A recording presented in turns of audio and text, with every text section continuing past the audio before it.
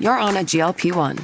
Your appetite is changing, your cravings quiet down, and food noise is finally fading. But now you're wondering, how do I manage my side effects? What do I eat to stay strong? How do I break through a plateau? Because reaching your weight loss goals can take more than meds. That's where Weight Watchers Med Plus comes in. The support designed to help you navigate what comes next. With trusted experts who guide you, food plans that work with your body, support to help manage side effects, plus access to GLP-1 medication. Weight Watchers Med Plus is designed to help you lose more weight. Watch it work. Get started today at WeightWatchers.com. All medical services are provided through our affiliated medical group, Weight Watchers Clinic. Medications require eligibility and prescription. Individual results may vary. See site for more details.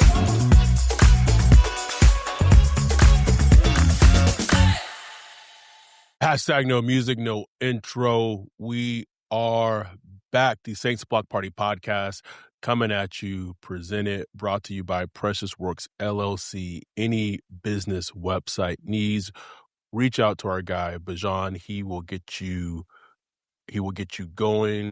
Reach out to our guy Bajan. He will hook you up with your business website needs. We appreciate everyone who is joining us for this live stream. I am Adam, joined by my co-host, my friend, my buddy, Ryan, a.k.a. Wolf. We are the Saints Block Party podcast. We have covered various things, Saints related, over the last 6+ years, combines, pro days, Big 12 conference, Senior Bowls, you name it, we have covered it. We wanted to come and do this episode.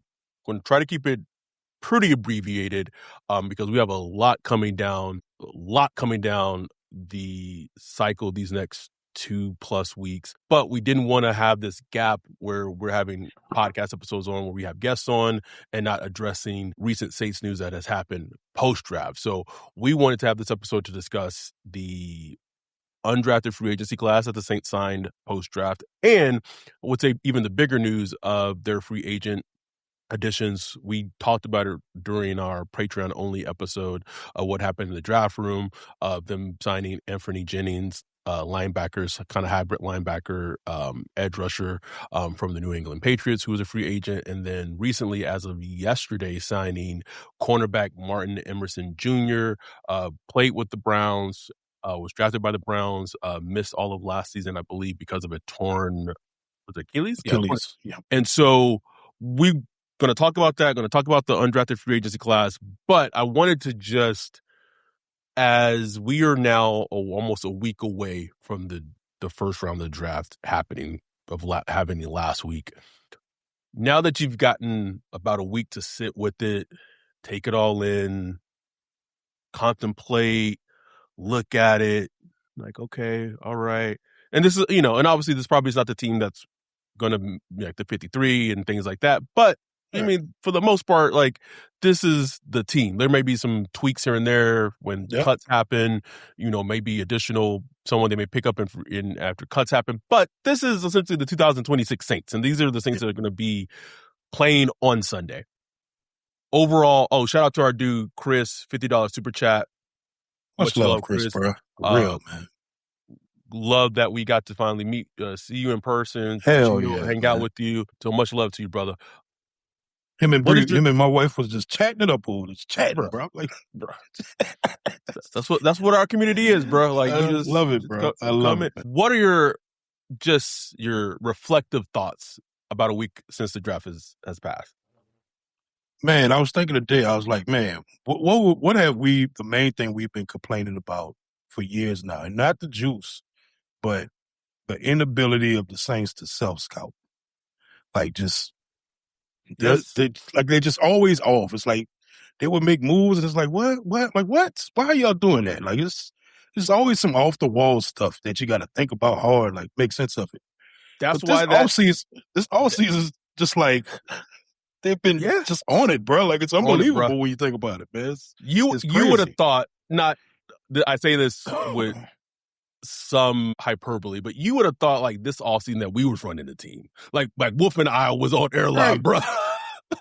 I swear, like fans, like, you know what I'm saying? Like, it just seemed like, not that they were listening to fans, but it's just like most Saints fans like see the obvious stuff, like, especially the ones that really pay attention most. Not all, no. The ones really pay attention, bro. Yeah. They see what's going on, and like just for them, just the way they attacked it, just starting from free agency on through the draft, even now, like even these little moves they're making, it's like makes sense. Yeah, I get it. I see the vision.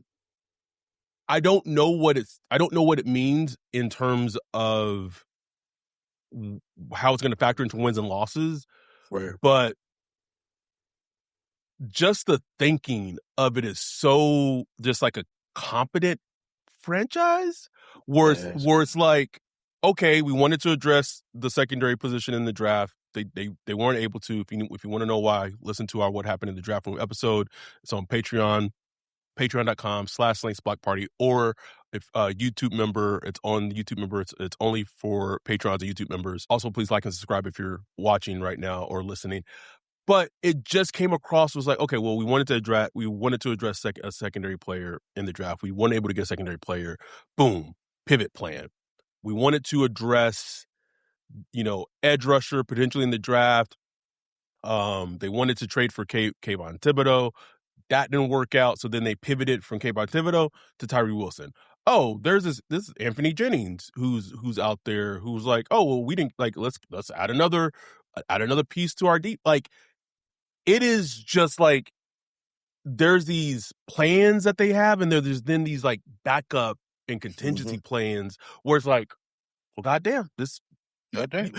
And as people who have listened to us, like, and I'm not saying that at some point there won't be anything for us to talk about or complain about, because I absolutely guarantee you there will be. Always some shit with the Saints. But it has just been impressive to see completely. At some point, I'm like, am I dreaming? Like, is this happening to us? I was listening to the Athletic podcast, the football show with Robert Mays and those guys. Somebody had posted it in the Discord or whatever, and he was, he was just like, guys, like the Saints are like acting like this normal franchise now. It's like this. It's like they got cap space. They're like using all their draft picks on players, not trading up. It's like, although what is going on? Like, it was dicey for a second. Like, I'm just saying, you just can't teach an old dog new tricks. Okay, you know what I'm saying? But like we talked about on our podcast, Patreon only podcast, there have been just some kind of tweaks within the way the whole front office and the operation is moving. You know what I'm saying? Loman's still running the show. He's still that dude, but there's just put it like this. There are more voices in the building now. You know what I'm saying? There are more checks and balances in the Saints front office as there is in the federal government right now. But I mean, I don't know if there's a mic. I'm just saying, Wolf. just say it, nigga. Anyway. Lord. Shout out to the DeWitt 309 for the $1.99 super chat. Thank you, D. Appreciate you, DeWitt. Our dude Chris said, Kellen may be the football version of Brad Stevens. Good coach, but a better front office person. I think the thing just about Kellen is, and it is so evident to kind of see it from, I think because we've had now 3 coaches since we've done this podcast, right? We've had Sean Payton, who's a potential Hall of Fame head coach, top 5-ish head coach, not ish, the top 5 head coach in the league. Then we had the years of Dennis Allen that were so terrible, like just bad upon bad. There wasn't a vision. You didn't know what the team was doing. It's just like they were trying to operate and, contend for the NFC South, and that's what Mickey was doing. And then it just fell apart. And so now I think coming out of that, you really see like a coach, and Kellen still has his warts. Like, I'm not trying to absolve him of his warts or anything like that, but you see a coach that is trying, like, obviously has a vision of what he wants offensively. And now you're seeing, I mean, to some degree, you're seeing it kind of in full force, where there's speed and athleticism and explosion at the wide receiver position. There's multiple tight ends, and you have with Oscar Delp, you have someone who's like this movable piece and things like that. The run game, is going to be a factor, and they really invested so heavily in the offensive line, sometimes to like our chagrin, but now like looking at it, assuming that the offensive line picks work out, right? Looking at it, I was like, well, this is what they wanted to build, a either good to great offensive line, got explosion at running back with Travis Etienne. And I said this in the Discord, which I think is really important, is you are taking this pressure off of Tyler Shough, where he doesn't have to go out there every game, put the cape on, be Superman, and be a quarterback that you have to win because of. Like, if you could go in games and Chuck just have to be a quarterback, like a win-with quarterback, because everyone else is just doing their thing and he just is like the point guard and just getting it out there, give it to playmaker. Bro, it just changes the whole. And there's potential times where it's like, all right, bro, like, we need you to turn it up. Like, you got to go out there and rip it and go. That is such a comforting thing to see the vision of how it's been built. Now, whether is it going to work in practice, we'll see. But just seeing how it's been built is extremely, extremely impressive. And it's about the process, man. Like we talked about before, a lot of times the Saints would end up doing the right thing, but the process would be flawed. You know what I'm saying? Ass. You know what I'm saying? It just, but this whole time, since the whole Kellen Moore thing kind of started, you just seen like a process that makes sense, for the most part, especially this offseason. It just made sense, bro. I was listening to, Kellen Moore talk to Rich Eisen. And, he was talking about how, he's looking forward to being able to take last offseason where, okay, you're installing your offense, you're installing your culture, this, that, and other. Now, year 2, you get to build on top of that. You get to build on top of that with Tyler Shough, going into his second year, tweak things to the offense. It all works together. And like the key part to that, honestly, is Tyler Shough. You know what I'm saying? Like, imagine if there's a universe where Tyler Shough didn't work out. You know what I'm saying? Where he just busts, and then it's just a complete, like, what are you doing then? You know what I'm saying? Imagine if he was picking like 3 overall, where the Cardinals was. He missed out on Mendoza. We'd have Jeremiah Love, but still wouldn't have a quarterback. It was like, oh my God. So I'm just so thankful. Like, don't get me wrong, there's still questions about Tyler Shough, but I feel real good about Shough, bro. I feel real good about it, man. Like, I was going back looking at like some of my film study notes from last year during the season, and just reading some of the names that Shough was not only throwing to, but playing behind, because people forget that offensive line was in tatters down the stretch. Asim Richards. Richards and Sherman. William Sherman was playing. William Sherman. A Confederate player, bro. Brought someone back from the Confederacy. Rodon's someone who was kicked off the Titans for being ass. Titans had a terrible offensive line. Terrible. So couldn't make it on the Titans. He was our starting damn guard because we traded Trevor Penning. It was also awful. They brought Rodon's back, right? I'm not tripping, right? He's on a 1-year deal for like depth, which like for him is depth. Great. It's completely fine. And what have we been shouting this regarding Tyler Shough, even dating back to last year's draft when they drafted him in round 2 and then throughout the season, is like when you have a quarterback, a young quarterback, you have to just flood that quarterback with weapons and flood and give him enough where he is potentially able to succeed. And if he doesn't succeed, then you have a definitive answer. Like we had wide receivers around here, tight ends around him, offensive line, offensive head coach calling the plays, and he still didn't get it done. Then that makes you have all the evidence to make your decision. Like, all right, we got to move on. Thinking about it, right? I know it's a Saints podcast, but just kind of on that same thought line, it was a little baffling to see what 2 NFC East teams did with the Giants and with the Commanders to me. Yeah. You had Jayden Daniels come off a very up and down season. He was injured and blah, blah. And then like most of the draft was very heavily focused on defense. Not saying that defense didn't need help. It did. It needed help. But like you got like Scary Terry and Chig Okonkwo. Like, okay. And then like with the Giants, again, I'm just trying to just illustrate the difference in how it looks between those teams and the Saints. The Giants, you have Dart. He had a lot of concussions. I get it. You got an offensive lineman at 10 to help to boost their offensive line. Cool. But then like Scatterboo's coming off a very bad horrible injury. Wan'Dale Robinson left to go to the Titans. Malik Neighbors is also coming off a terrible injury. Not healthy yet. He is not close to healthy yet either. He's got Tyrone Tracy, and that's how teams fail young quarterbacks. Yes. And this is something we've talked about ad nauseum and at length, just of how much it's a prevalent problem in the NFL. Say what you want to say about the Titans.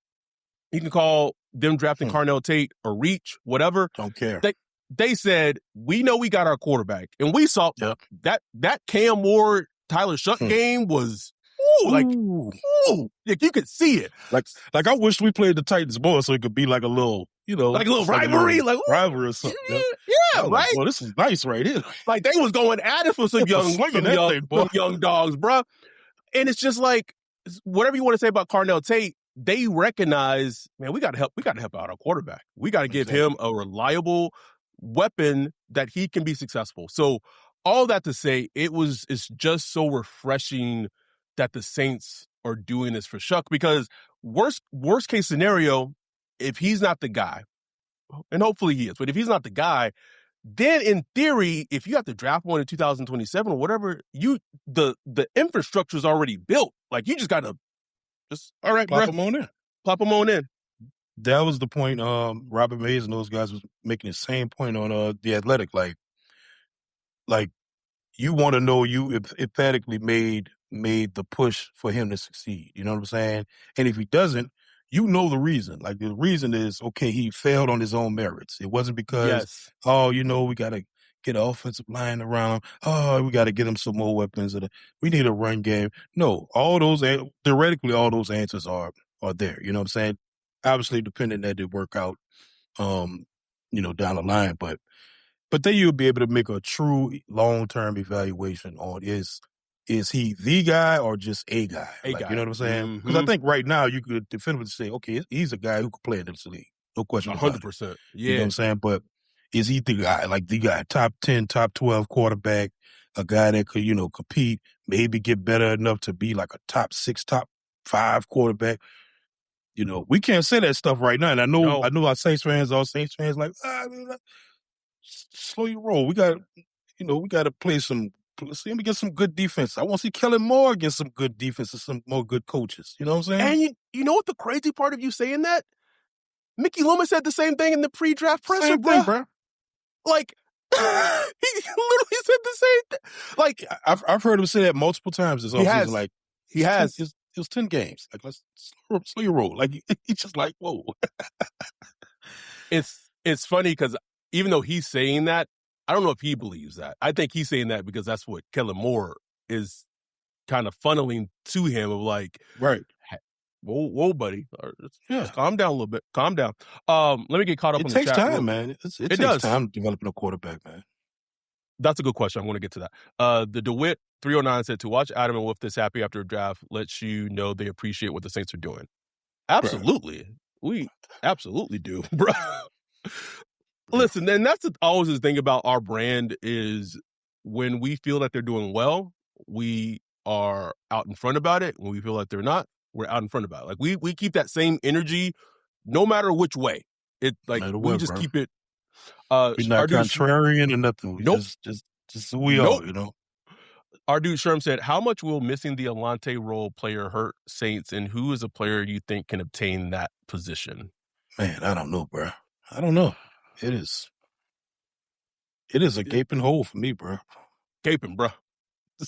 I have no idea. Like my gut feeling is they're just going to attack it by committee. They're going to have, second and first and second down. You're going to see certain type of players, maybe a safety, maybe TJ Hall, the 7th round pick. Maybe he's a guy because he's like a great corner that's against the run and stuff like that.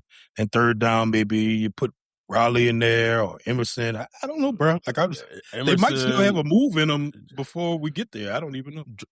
Jordan Howden. I don't know, man. Like I don't know. And that's the funny thing. As much as his play style was just highly annoying and highly aggy.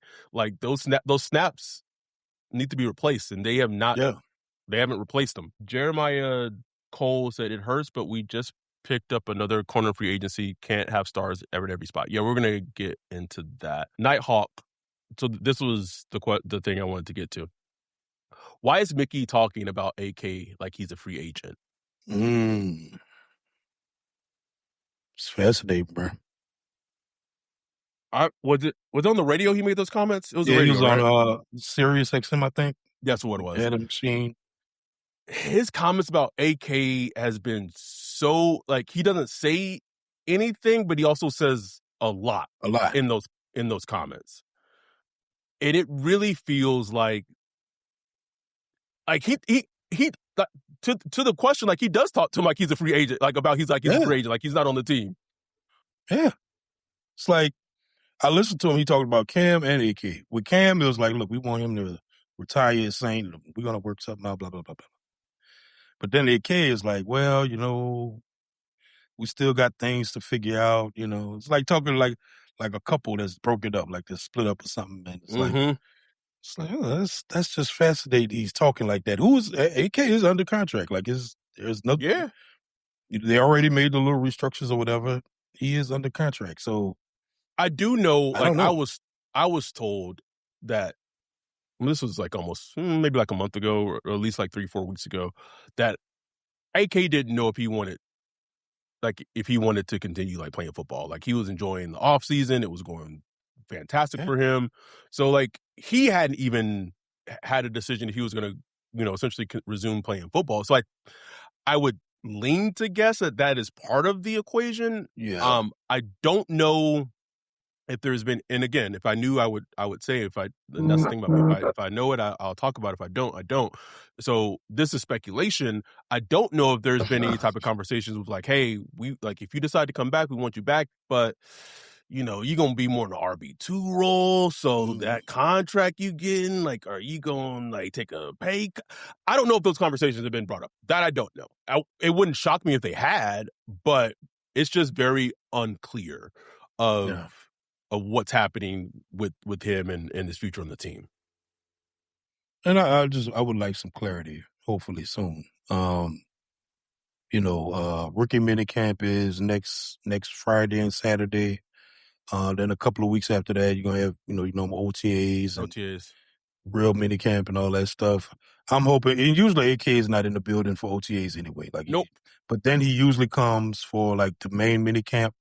He'll show up, and then they go off until leap to absence until training camp. So I'm interested to see if he ends up coming for minicamp or if this is going to be like something that goes on throughout the offseason. Are they waiting for June 1st to make a move or something? I don't know. Like, I'm just interested to see how all that works out. You brought this up. One thing I wanted to just hit on real quick, just very quick. It just stood out to me. The Saints are doing like their off-season workouts. They began, so we're getting social media clips and Chris Olave in the building, bro. Like in the building. With someone that you would think would potentially be a contract holdout until he gets his contract extended, because that's what most players, especially like receivers, do. Especially this time when it's voluntary workouts, they're just like not there. Because it wouldn't be a story right now. No, it wouldn't be. And I know like the first 2 days, I think he was like in New York because he had posted something on Instagram, like because he was at a Knicks game. But like after that, like he's been there. And I just think that just goes to show, man, he is gleaming. He is gleaming in every. Bro. I ain't seen a smile like that in a long time, bro. Just gleaming, bro. I think that just goes to show, like, even he sees like, oh man. My whole everything changed. Like my whole aura changed. Like I got help. I don't got to be the guy no more. Like, quarterback. Got a quarterback throwing me nice little balls. You know what I'm saying? I got a little side wide receiver that's gonna take a little pressure off me. I think he feels good, and he never really been a guy that's been about all that drama. You know what I'm saying? He's always wanted to be a Saint. Just feel like the contract is one of those things that'll get done, Usually you could tell when a contract get done. Yes, there's some negotiation. There's some, Yep. some back and forth going on in the background. But I think when both sides want to get it done, it gets done. You know what I'm saying? Shout out to our dude Brock for the $4.99 super chat. Brock said, "Thanks for hosting an awesome draft meetup. Everyone needs to join up and be there next year." Man, Brock came through. Brock could have dropped a tip, man. Brock came through. Came through, man. Came through. Yes.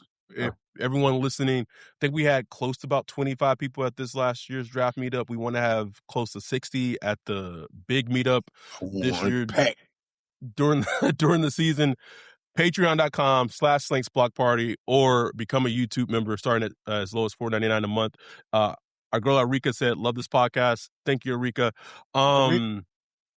Let's hit on one thing and then we'll take our break and then come back and talk about the free agents that they've added. But this is how excited we were about the draft. We didn't even talk about the undrafted free agents. Whoop, like it was like, do you know, like, bro, there's always the free agent. Like sometimes undrafted free agency was more exciting than the actual draft for us these last couple years. Like, I remember the days used to be waiting patiently to see who we signed at UDFAs. Be looking for any kind of tape you could find, looking for tweets, just all of it. Find anything. I wouldn't even worry about it this year, bro. Not a single. Okay, whatever.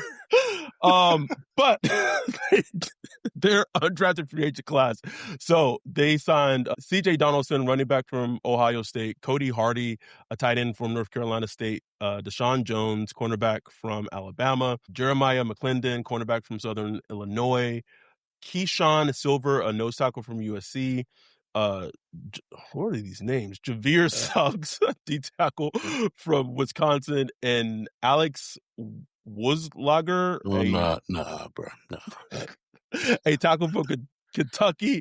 But the two most featured in terms of this class, Michael Heldman, who's a defensive end edge rusher from Central Michigan, and you have Alan Herron, who's an offensive tackle out of Maryland. And then they also brought in Mason Shipley, kicker from Texas. The player that stands out the most to me is Michael Heldman, because I just watched a little bit. I get it. Like, he played at Central Michigan, but usually one thing that comes off very clear for him is the traits that he has. Yeah. Super, super traitsy. And this team needs as much pass rush as it can find. Yeah. Any pass rush it can find, it needs it. So I don't know. I don't know how it's going to shake out. I always remember we always had the tight end or wide receiver that we kind of cling to. Dylan Holker. Devin Holker. Yeah. And it's this year, okay, all right. We'll see.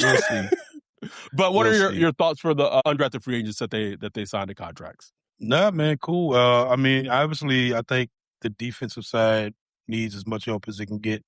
Mike Hellman, I think that's one to watch. They paid him a lot of money as far as UDFAs go. From Dan Burglar's Scotty report, he called him the Max Nick Bosa. Just was a relentless pass rusher.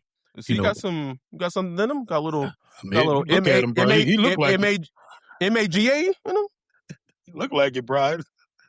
Not the stereotype, but it wouldn't surprise me. But just from what I saw, I know Baldy did a breakdown of some snaps, and I saw a couple of other cut-ups. I'm like, oh, this dude look like he got something. Obviously, the competition counts and all that stuff.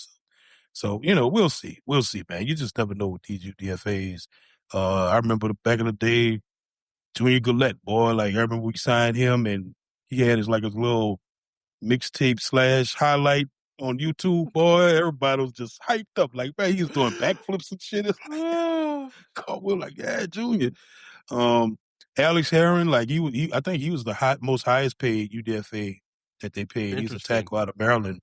Apparently very talented. So that's an interesting guy just to keep an eye on, you know what I'm saying? Maybe that's somebody that could move the guard or that can be a backup maybe. We'll see, man. You never know with these UDFAs. You don't. And it'll be interesting. Like, again, rookie minicamp is coming up. You said next weekend. So we won't be there, but their first kind of overall getting a taste, with the Saints and the program. I'm going to ask you this again. Rookie minicamp's next Friday, next Saturday. Are you allowing Jordan Tyson to participate in it? Yes or no? No. On the massage chair, bro. Nope. This is the new Weight Watchers, built for real life and real results, no matter what mode you're in. Maddie went all in for her big day and lost 33 pounds. Emily lost 85 pounds and hit her goal while still living her life. Weight Watchers gave me the tools and I feel amazing. Join the millions of members and lose weight with the #1 doctor-recommended weight loss program. Lose more at WeightWatchers.com. At 6 months, participants in a clinical trial of Weight Watchers program lost an average of 12 pounds. No Watson. Not the Watson. No Robert Kraft massage chair. No Justin Tucker massage chair. You get like medically certified massages. Just bro. But he's gonna be out there, man. I think I don't know where his health is now. I know he was able to do the routes and stuff a couple of weeks ago, but I assume he's healthy, and ready to go. But yeah, I would. This is gonna be like just nerve-wracking for just the next couple of months. Just nothing, bro. I can tell you when they close the practices during training camp and they don't live tweet whatever, and then like just we waiting for the updates for the live tweets, bro. Just like, oh shit, is Jordan's name? Was he seen? Oh, woo! He was out there practicing. Woo!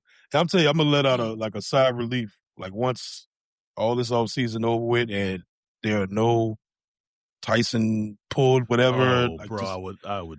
If I just need a clean offseason, bro. I just need to go on a training camp healthy. Let's just take it a step at a time, That is it. We are going to take our first and only break right here. We're going to come back and then talk about the Saints' recent free agency signings and wrap it up. But thank y'all for listening and watching. We're going to be right back after this break. We are back. We currently have 74 concurrent viewers in the chat or watching us right now and 220 views. So we appreciate the love and support of everyone who is watching. And if you're listening to this later, appreciate the love and support as well. Please make sure to give us 5 stars and leave a review, as it definitely helps out the podcast.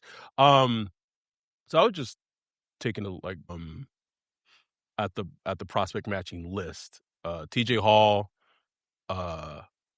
was a player who was actually worse than the Raz that they typically draft from corners. And one thing that was super interesting to me is they drafted quite a few players in this draft cycle that didn't have, and maybe that's just a sign of things to come, but that didn't have an athletic profile. Jordan Tyson did not have an athletic profile. Kristen Miller didn't have an athletic profile. Jeremiah Wright. Wow. Yeah, he didn't work and I was like, were they hurt? And I looked and nope, one hurt. So they drafted 3 players that didn't just pretty much just had just height, weight, and that's pretty much it. So I found out to be very interesting overall. Anyway, let's hit on our last thing we want to talk about tonight is their signings that they signed Sunday and yesterday of Anthony Jennings and Martin Emerson Jr., cornerback, formerly of the Cleveland Browns. Immediately after the Jennings news got announced, our dude Greg Rosenthal of NFL Daily hit us up in the group chat we have with him. And he beast run defender, sets the edge incredibly well. And you said it in our Discord, but I would echo the same sentiment, is that this team and Brandon Staley are serious about improving and shutting down opposing teams' run games. No question about it, bro. Just look at all the moves they made. Christian Miller, even getting Caden Ellis back up in here. Bringing in, signing Anthony, Tyree Wilson. All these guys are, good against the run. And look, they made the same. One thing, even with the improving Saints defense last year, bro, run defense was horrible all year. Got like a tick better towards the end. A little bit when Brian Reese got hurt like crazy. But it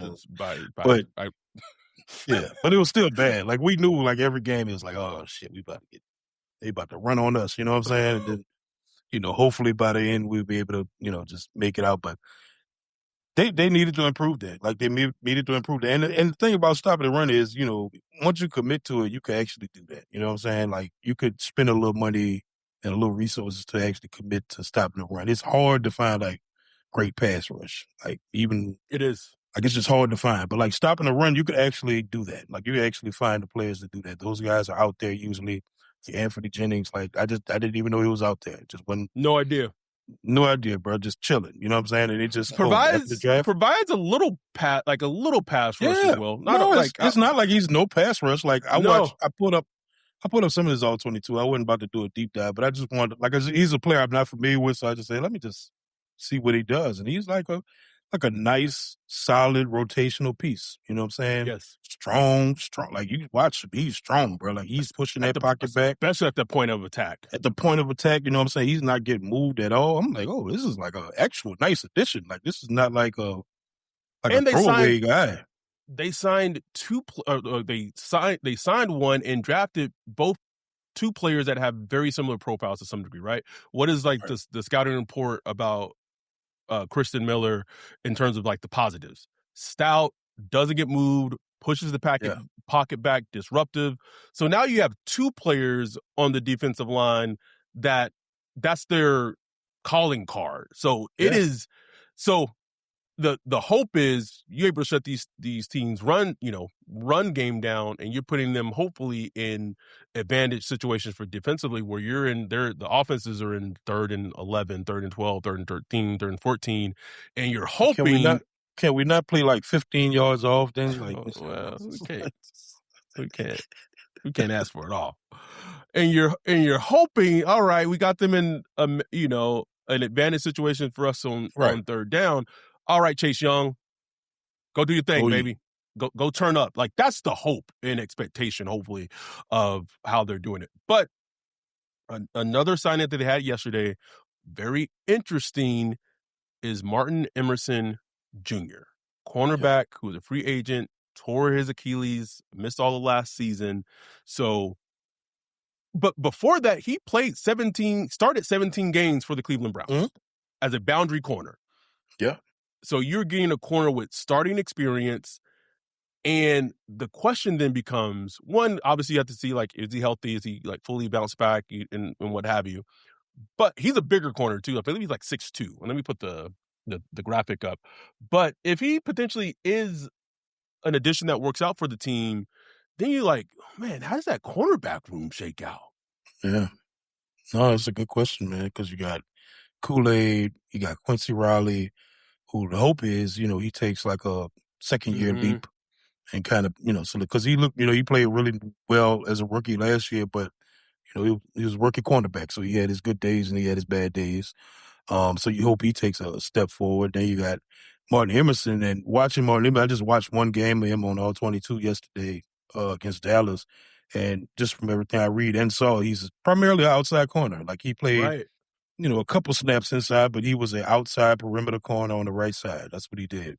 And that's where his skill set was. Now maybe, like we said, that maybe they're just going to try to take this thing with committee and just try guys at nickel and see who fits in. But he just profiles as like an outside corner. He does. That's just how he profiles.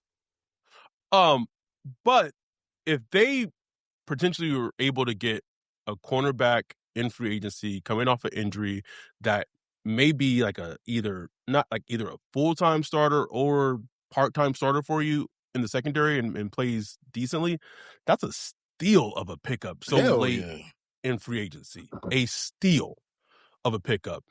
I do wonder, and I don't know if he has like the quickness and all of it to it, but Quincy Riley does have experience when he played at Louisville.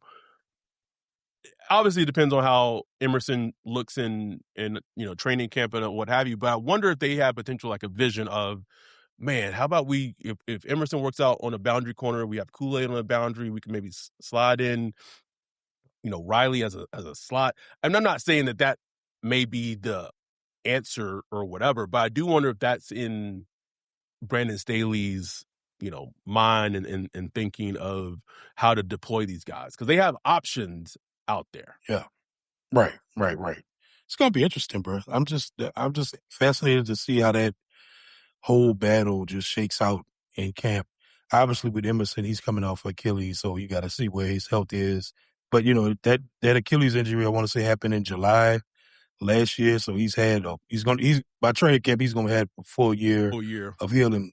But we know how those Achilles are, man. Like sometimes, and for a corner, like that's everything, bro. Like your speed, your twitchiness, your ability to change direction, that's everything. So we'll see how that's affect him. But from everything I read, he says he's healthy. So we'll see. But the nickel spot, bro, that's gonna be like that one position in all through training camp, through preseason and all that we watching to see how we shake out, man. We back to the days of what year was that when they traded? They gave him a 3rd round pick for Roby, remember? Oh, Bradley Roby. Yeah. Bradley Roby, yeah. Gave him a 3rd round pick for him. And he was ass, bro. Ass, bro. Ass. See the dudes wind up coming in and taking the spot. One thing I find a little humorous is that before the draft, I think he said this at the owners meeting, and I think it was in Arizona this year. Kellen Moore had said that like they were confident of like their in-house options at like for slot in the corner position. And then if you listen to our Patreon only, YouTube member only, What Happened in the Draft Room, it was clear that in round 2 they did not feel like that position was in-house because they wanted to draft 2 players that probably would have filled that position for them at 42 that they didn't end up drafting. Oh, just to go kind of show you like teams still, coaches, GMs, whoever in the NFL will lie. Exactly. So you got to look at what they do, not what they say, man. Because they just saying anything. But I look, the nickel spot is like, that's the spot that they are trying to figure out. They're just trying to figure out. I wonder if it keeps Brandon Staley up at night. Because I think it probably does, bro. That's how coaches operate, bro. You could talk about positional value and all that stuff. Man, I don't care if it's a strong safety or whatever. They need their guys. Like, they need their guys. Yeah. And I know Brandon looking like, man, all these damn wide receivers. I'm like, Brandon, hold up. Like, you had damn near a whole draft last year. I know Kellen said you got Broaden, you got Stuntsman, you got Riley and Sanker. Nigga, I don't want to hear it. Go figure this shit out, Brandon. Like, I ain't picked them. Brandon.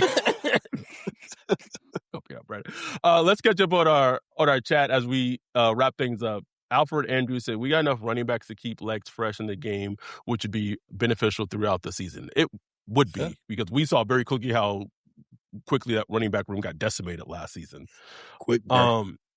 Jack Hunter said, we got pieces. The cabinet's not full yet, but getting closer. That's a very accurate description.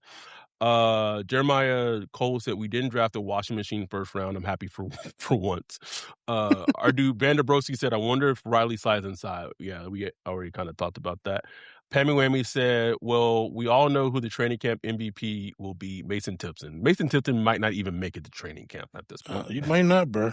Like, you go look at that wide receiver depth chart, I'm like, damn. I was trying to think about like what battles interest me.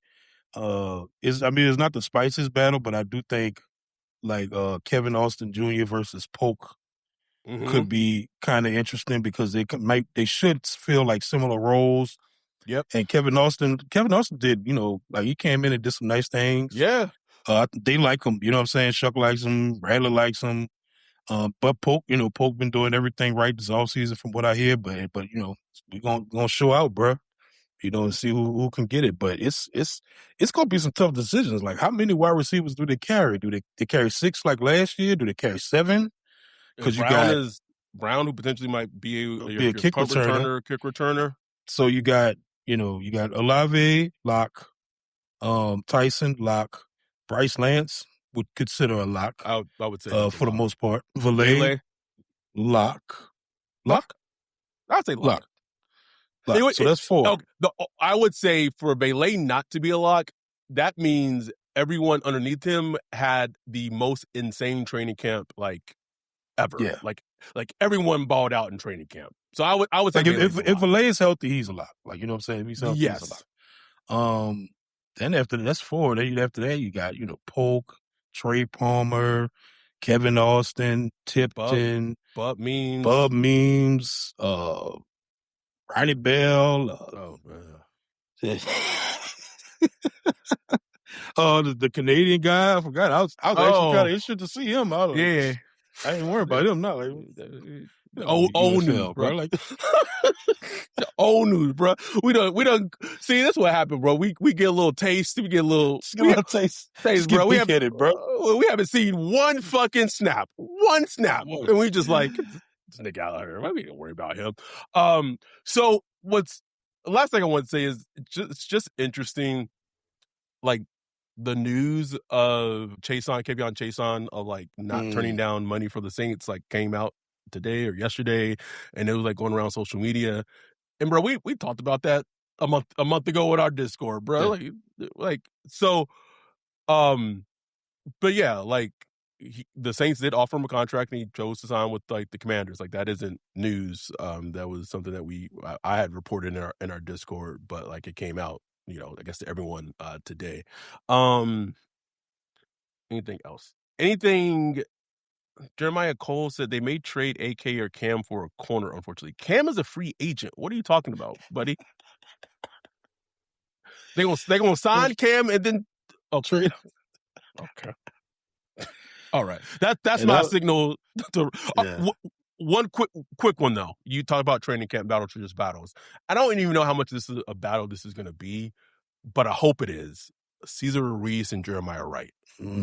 I wanted to say that when I was like, maybe Wright could need a little bit, but boy, wouldn't that be something if he? But if he just came in like, and not in no way I'm gonna say this person, but if he came in like 50% of Carl Nicks was when he got drafted in the 5th round, like 50, if he come 50%. Out 50, I'm not saying a Phoenix version, of Carl Nicks or Carl Nicks 2.0. It's just 50% of Carl Nicks.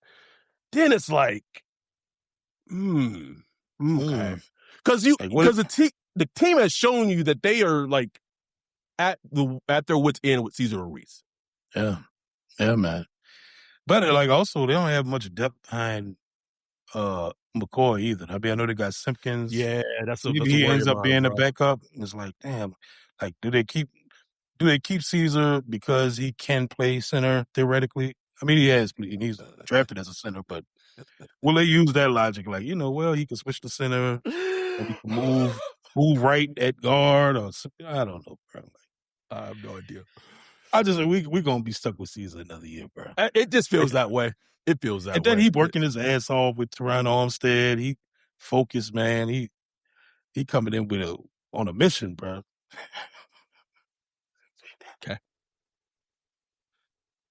Okay. Who that ball said? Don't forget about Tortellini. Who the fuck is Tortellini?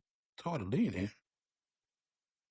You know who we don't talk about anymore is Nick Salsa Verde, bro.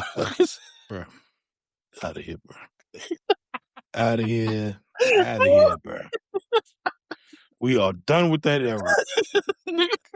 What draft was that? 23? The 23 draft? That feels 24. About right. I want to say 23. One of them terrible drafts. Yeah, 23, and we were drafted in round 4. Yeah. Simpkins. Okay. He was, Tortellini. So, okay, I got it. Yeah. Yeah. Okay. Yeah, Simpkins is nice depth. Anyway, we hit on all things we want to talk about. We appreciate y'all for tuning in. We still went over about 20 minutes I wanted to, but it's fine. We had good fun. We have a very packed upcoming 2 weeks. I don't want to like announce what's coming just because sometimes things and plans change, but we are hoping to have an episode drop this Friday. Hope to record another episode on Monday that we're going to put up for Patreons and YouTube members, and it's going to be released next Wednesday. I think we have another episode next Friday. So we have a lot on the stove right now because we doing this for y'all. A lot of them will be like draft recap pods, just full transparency. But definitely appreciate all the love and support. Tons of content coming y'all's way these next couple of weeks. So, make sure y'all check those out, whether you're watching on YouTube or listening in your favorite podcast app. With that, we will be back hopefully on Friday We're recording when we're recording on Friday for our episode. We're talking about the Saints draft and other things. We appreciate y'all. We love y'all. With that, we are out. Peace.